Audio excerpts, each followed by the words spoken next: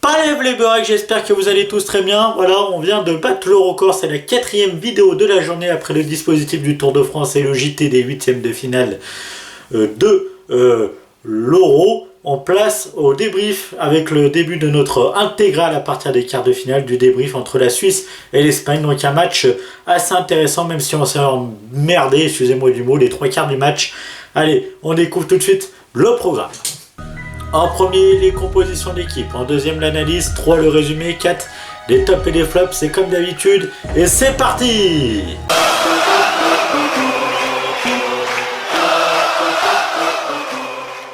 Les compositions d'équipe. Alors, sommaire dans les cages, Akanji, Elvedi, Rodriguez en défense. Widmer et Zuber, les pistons. Zakaria, Freuler au milieu de terrain. Seferovic, Mbolo, Shaqiri pour les attaquants. Alors, il faut y penser que ce 3-5-2 est transformé en 4-4-1-1 au fil du match. Et ce qui va poser problème dans l'animation suisse. C'est Zuber qui va monter d'un cran. Et voilà. Pour l'Espagne, c'est Unai Simon dans les cages, Paulo Torres, Laporte en défense centrale, Azpilicueta, Jordi Alba sur les côtés, Busquets, Koke, Pedri au milieu de terrain, Morata, Fernand Torres et Sarabia. Voilà une équipe qui veut être portée vers l'offensif et qui veut faire du jeu pour exploiter toute la largeur du terrain, ce 4-3-3, mais aussi pour pouvoir, avec des joueurs comme Pedri ou Koke, des excellents milieux de terrain et très techniques pour pouvoir trouver l'ouverture dans la défense suisse.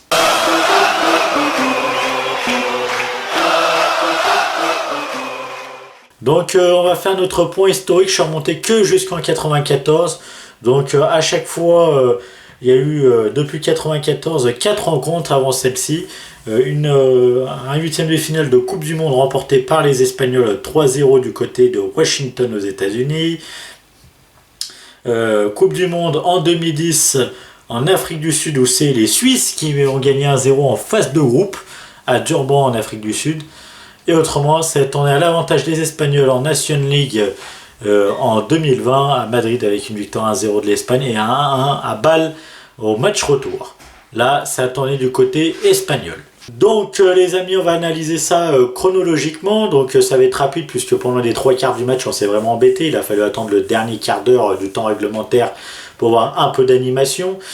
Tout d'abord parce que on a une Suisse qui a peur de se livrer, une équipe suisse qui a peur de se livrer et qui est même fébrile puisqu'elle va avoir des pertes de balles qui peuvent être dangereuses. Heureusement que l'Espagne n'a pas su quoi faire du ballon avec une domination stérile et malgré qu'elle a la possession. Donc l'Espagne va ouvrir le score un peu chanceux, une ouverture du score un peu chanceuse, avec une volée de Jordi Alba qui va être contrée par Zakaria, si je ne me trompe pas. Et après on va avoir des Espagnols qui vont gérer tranquillement le match. Les Suisses, voilà, qui vont adapter une tactique un peu bizarre de ne pas presser le porteur du ballon, mais plus aller sur les joueurs qui n'ont pas le ballon. C'est une tactique assez bizarre et donc un problème dans l'animation. On ne reconnaît pas l'équipe suisse qui a joué face aux Turcs, qui a joué face à la France, etc. Si on va passer aux prolongations après, où ça va vraiment s'animer. Les Suisses vont être réduits à 10 illogiquement à ce moment-là. Le carton rouge n'est pas mérité. Mais Sylvain Widmer va mériter un deuxième jaune que l'arbitre n'a pas sifflé. Donc ça compense, n'a pas sorti. Et du coup, avec ce carton rouge, les Suisses qui vont essayer de jouer la défense et chercher les pénaltys, on joue en 4-4-1. Sachant qu'en plus Mbolo est sorti sur blessure, un joueur qui peut faire des différences avec son physique et sa vitesse, sa puissance. Il y a aussi, je comprends pas la sortie de Shaqiri au lieu de le laisser sur un côté, il pouvait faire mal et il est sorti, je me demande pourquoi.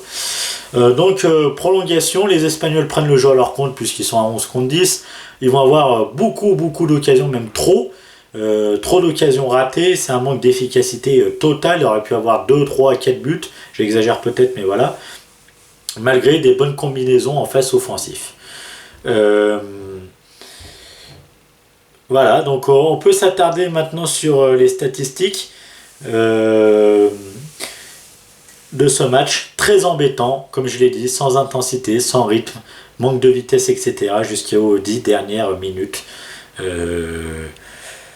Malgré des prolongations assez intéressantes où je me suis régalé par contre pendant les prolongations. Donc on s'attarde tout de suite aux statistiques du match. Donc ces stats sont assez flatteurs puisque on va dire on s'est embêté tout le match, mais il y a quand même eu 27 tirs côté espagnol, 9 côté suisse. Oui, mais ils sont arrivés très tardivement dans le match. On voit de toute façon qu'il n'y a pas eu non plus beaucoup de jeux puisqu'il n'y a pas eu beaucoup de hors-jeu 4-2, donc on n'a pas pris tant de risques que ça. Les corners, voilà, c'est flatteur, 13 corners à 9 pour l'Espagne, donc on se dit il y a eu quand même des situations, mais comme j'ai dit, c'est en fin de match. Si on s'attarde sur la deuxième partie du tableau, on voit que l'Espagne a la possession de balle. C'était un peu moins flatteur avant le carton rouge, mais un peu plus. La domination a été là, plus que la Suisse a voulu tenir. Voilà, donc ça se voit aussi au nombre de passes, etc., où la Suisse n'a pas été performante du tout. Moins de 400 passes, alors que les Espagnols ont essayé de redoubler pour trouver des combinaisons, mais ça n'a pas été non plus simple. Avec 1008 passes, on voit que pour trouver l'ouverture, ça a été difficile. Avec quand même beaucoup de ballons récupérés, donc on voit que défensivement, ça tient assez des deux côtés. On a eu beaucoup de ballons ratissés, par exemple Sergio Busquets ou Manuel Akanji pour les Suisses. Maintenant, on va passer au résumé, les amis.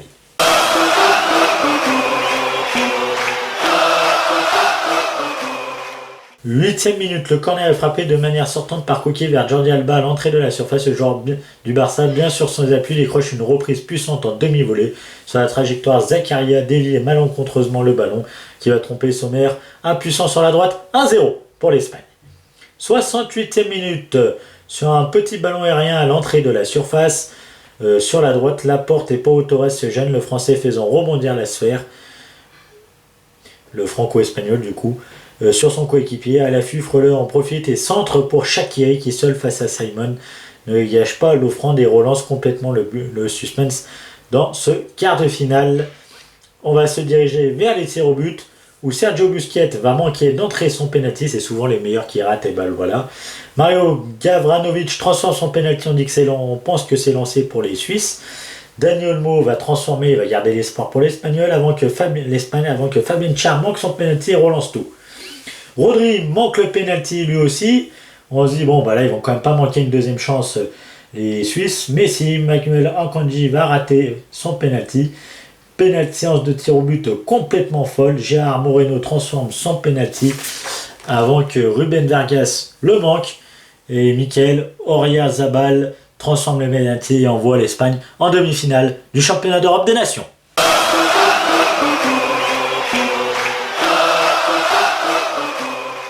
Les tops et les flops. Alors le premier top c'est Jordi Alba, donc on peut dire moi je l'accorderai à lui le but qu'il a marqué. Pour moi c'est lui qui l'a marqué, il a été très présent offensivement, il a fait les replis défensifs aussi, il a eu un apport vraiment, il a essayé de faire des décalages etc, prendre de vitesse aussi sur son côté gauche là-bas avec sa vitesse qu'il a, la défense suisse, essayer de faire des décalages, créer user de sa technique, mais malheureusement, il y a eu les attaquants qui n'ont pas su finir. Le deuxième top, Xherdan Shaqiri. Alors, il a marqué un but encore, c'est son 3e but dans l'Euro après son doublé face aux Turcs.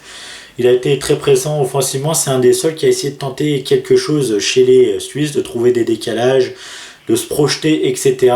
C'est vraiment le maillon fort de l'équipe suisse. Sans lui, la Suisse est largement moins forte. Je ne comprends pas d'ailleurs pourquoi l'entraîneur l'a sorti, et parce qu'il aurait pu apporter des différences sur les quelques situations que la Suisse a eues en prolongation malgré leur réduction à 10. Le troisième top, Yann Sommer. Alors il a arrêté un penalty. Malheureusement les tireurs n'ont pas fait le boulot. Il a été excellent dans le match, des super sorties, des super parades, magnifiques en plus avec la qualité mais aussi le geste joli. C'est peut-être le meilleur gardien de ce championnat d'Europe des Nations. On l'avait déjà vu face à la France et en phase de groupe, mais là encore il a sorti un match extraordinaire et mérite. On a mis homme du match, l'UEFA a mis homme du match le gardien espagnol, mais lui mérite amplement puisque le gardien espagnol, les pénaltys étaient tirés comme, excusez-moi du mot, de la merde. Donc j'aurais mis Yann Sommer Ça aurait pu être le héros du match, mais malheureusement, les joueurs de champ ont raté les tirs au but. Le premier flop, c'est la première mi-temps. C'est clairement embêté en première mi-temps. Ça a été un peu mieux côté deuxième mi-temps. Mais en première mi-temps, comme j'ai dit, peu de situations, pas d'intensité, pas de vitesse dans le jeu, pas de rythme et pas de décalage trouvé, etc. C'est vraiment une phase où on se regardait et que personne ne voulait prendre le jeu vraiment à leur compte et essayer de prendre des risques. Même si l'Espagne avait la possession du ballon, c'était vraiment stérile. Le dernier top, c'est le flop, c'est le manque d'efficacité espagnole. Donc c'est vraiment extraordinaire de tirer plus de 20 fois à la cage et de savoir mettre qu'une occasion au fond. Les attaquants doivent être plus efficaces devant le but parce que face à la Suisse encore, c'est que la Suisse sans leur faire offense et que bon, ils n'ont pas été dangereux les Suisses, mais face à des équipes comme l'Italie, que ça se profite comme ça pour les demi-finales, puisqu'au moment où je tourne la vidéo, l'Italie mène 2-0 et fort logiquement face à la Belgique. Voilà, c'est clairement, ça peut coûter très très cher à l'Espagne et il va falloir revoir tout ça pour le prochain match. On l'avait déjà dit les matchs précédents, mais là ça devient encore extraordinaire du côté négatif.